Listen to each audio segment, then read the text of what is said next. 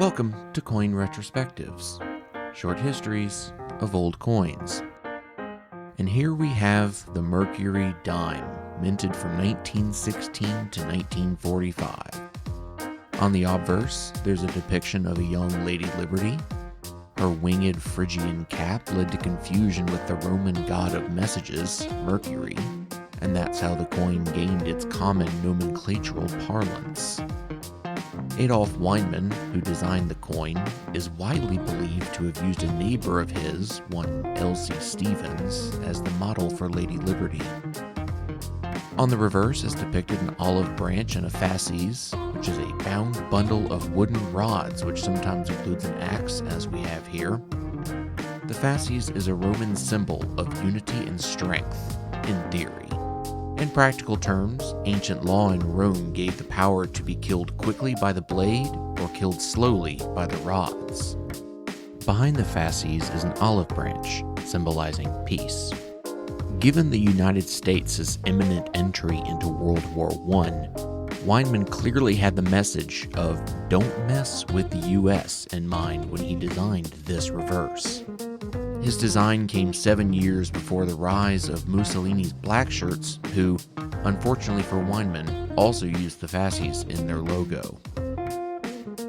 Though we call it the Mercury dime, we should more accurately call it the winged cap coin or the Weinman design.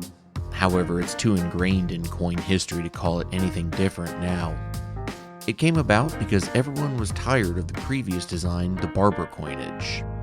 Well, maybe not everyone. I'm sure the designer of said coinage, the current mint engraver Charles Barber, was quite happy to carry on using the coins he'd helped bring into this world.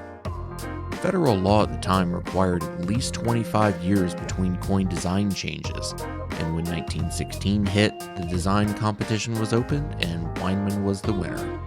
Barber also submitted designs, and when he was told he'd lost and was ordered to make the dies of the Weinman and McNeil designs, he reportedly became sullen and uncooperative.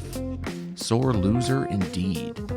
His assistant engraver, George T. Morgan, known for designing probably the most famous coin in U.S. history, the Morgan dollar, had to make all of the dies himself. Like most silver coins of its era, the Mercury dime is 90% silver and 10% copper, with the designer's initials to the right of Liberty on the obverse, and the mint mark, if present, to the right of 1 on the reverse. The key date of the series is the 1916 D, due to the mint director directing the Denver Mint to produce mostly quarters in 1916 due to high demand. 1921P and 1921D are two semi-key dates for the series, possibly due to the mint focusing their silver supply elsewhere.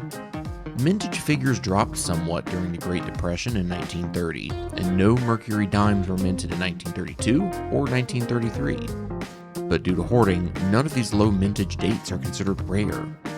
Interestingly enough, though no 1923D or 1930D dimes exist due to Denver not minting any in those years, examples may still be found. They're believed to be Soviet fakes minted during World War II for unknown reasons.